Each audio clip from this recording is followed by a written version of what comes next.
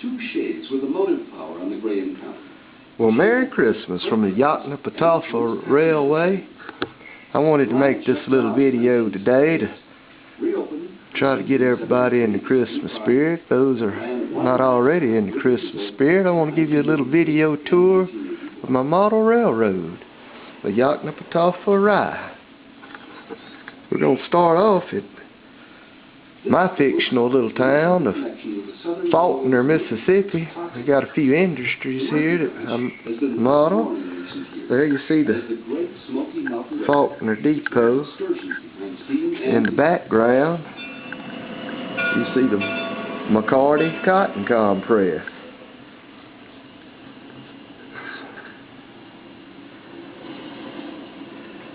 Across the tracks from the servicing track, you'll see a sawmill with a burner and powerhouse. That's the Yellow Pine Sawmill.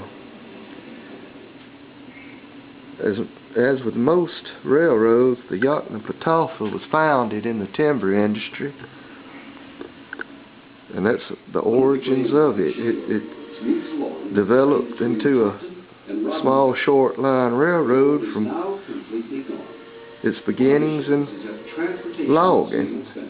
Here at Faulkner we also have a single stall engine house, a water tank, and a sand tower. My friend Trent Lewis gave me that sand tower. He found it at the electric train depot in Ponchatoula.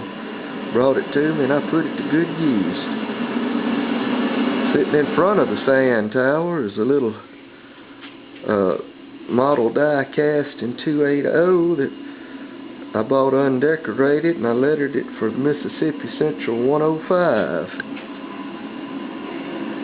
It's pulling a box car and one of my scratch built in-scale Mississippi Central cabooses on the back end. That engine house, by the way, is one of my favorite structures. That was my first kit that I put together. It was made out of real wood. I was tickled once I finally figured out how to get it all put together. It's really an accomplishment.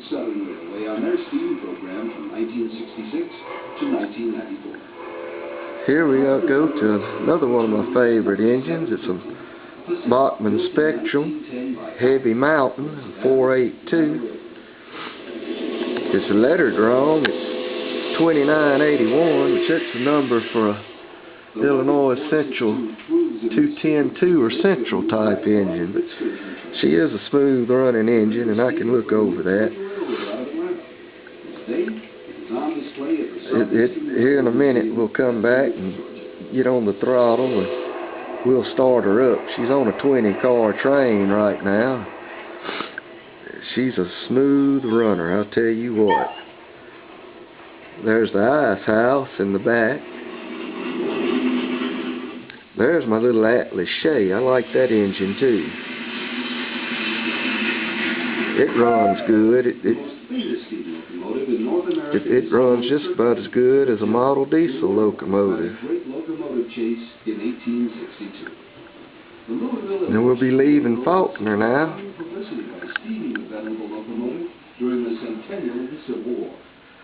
Coming in to what we call Quinn.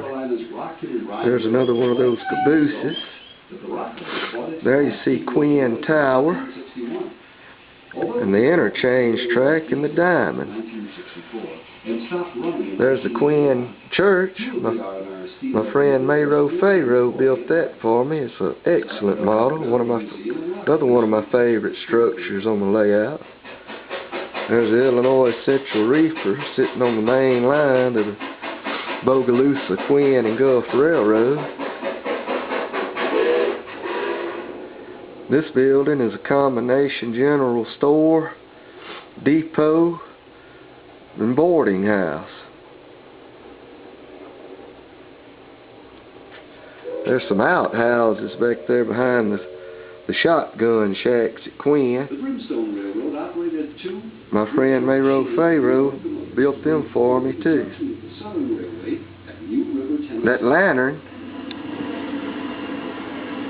came out of a Mississippi Central caboose when my father worked for the railroad in Brookhaven, Mississippi. It's one of my prized possessions right there. Shays were designed for low speed movement of heavy loads.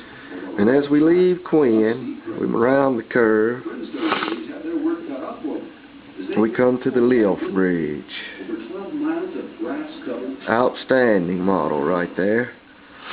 That model was built by Jerry Siegel, and it is based on the Lift Bridge at Fort Allen, Louisiana.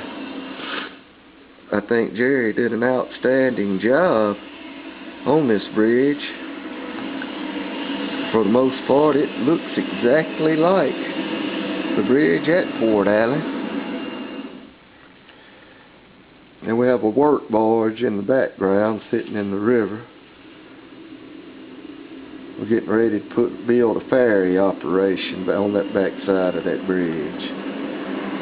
There's a tugboat in the front with a barge. That's where I've been storing all my spare tools in that barge for right now. Right there at the railroad and easy to find. Here we come to some warehouses and other industries at Port Louis. That's a warehouse right there. That's an HO scale model that Charlie McCarty gave to me. I took the roof details off, the HO scale details, and replaced them with N-scale details. The same for this little machine shop here. I replaced the roof details on it. I got to get them some foundations and get them set up. Nice models though, nice models. Then after we leave Port Louis, we come around here. There's the McCarty Cotton Gin. Back there at the end of that siding, a little depot and a water tank. Actually, this depot is called the Port Louis Depot. We hadn't quite got out of Port Louis yet, but we're on the outskirts. That spur track that the McCarty Cotton Gin is on was once part of the original logging line that became the Yoknapatawpha Railway. Here's another steam engine that I really like. It's a Bachmann Spectrum 2, one of their little 280 consolidation types. These Bachmann Spectrum steam engines come with dual mode decoders, and they're really exceptional runners.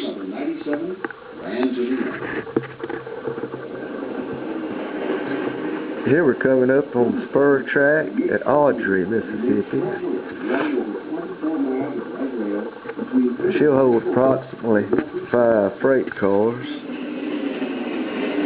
And there's the Audrey Depot, just a little shack that serves as both a depot and a freight station, and it's often a crew change point for through freight. As we leave Audrey, Mississippi, we come over to Graves Cut. You see the caboose on the train that the mountain's in charge of. I'm slowly but surely putting a forest in place in Graves Cut.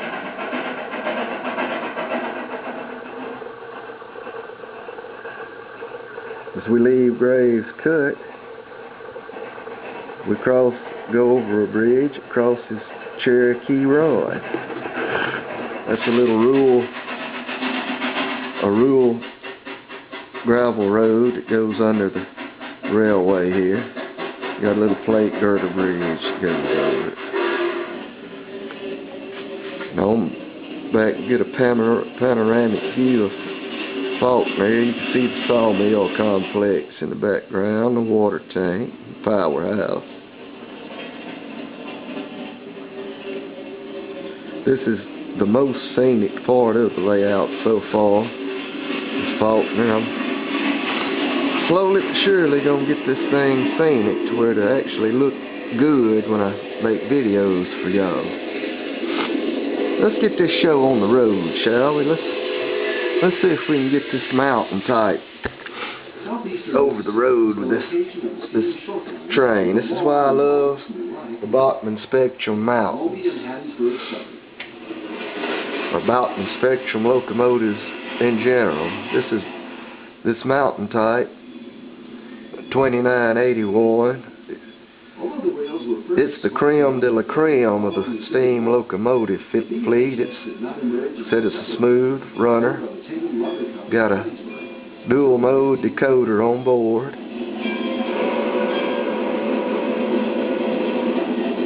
We're going to see can we get this train underway. Watch this smooth start right here. She may slip once or twice, but she'll get that train going. Look at there. She'll dig in, I can tell you that.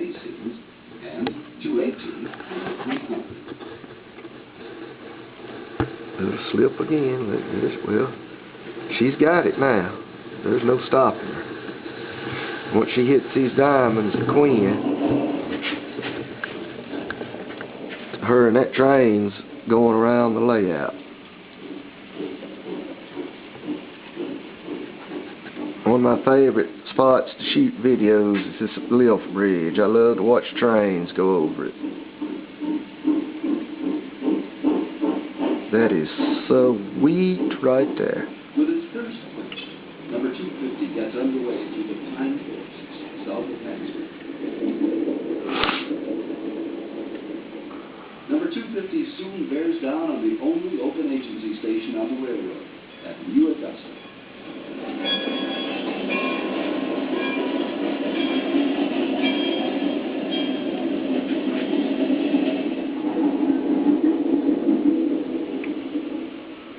Following dieselization of the railroad in 1961, number 250 left on a strange journey that took it to the Wanamaker, Kempton, and Southern in Pennsylvania, and then to the Wolfboro Railroad in New Hampshire.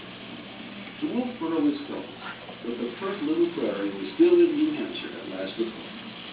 Number 300 stayed much closer to home, joining on the sleigh in Hattiesburg Park. Many of these crossing routes were once used throughout the South, where two railroads crossed or interchanged. The Bonhomie and Hattiesburg Southern was taken over in the late 1960s by the Illinois Central.